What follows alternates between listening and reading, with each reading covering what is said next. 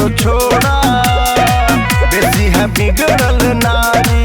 झुम होता है कपड़ा खोल के, बदनाम न करा नाम होल के। फौज चैन लगाला चोल के, बदनाम न करा नाम होल के। फौज चैन लगाला चोल के।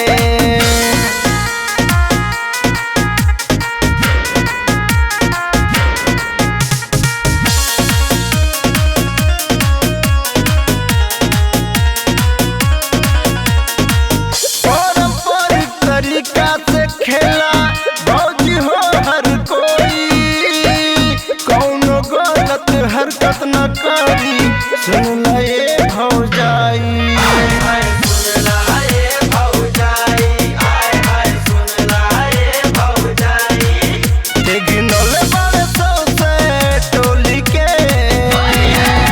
बदनाम न करा नाम होल के।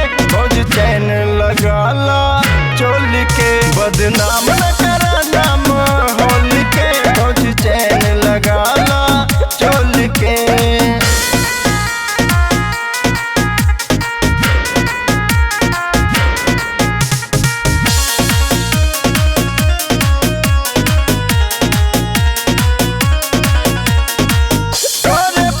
शिकायत लागे तोहरा भतार के, फगुआ में घुमा तारू लाज शरम उतार के।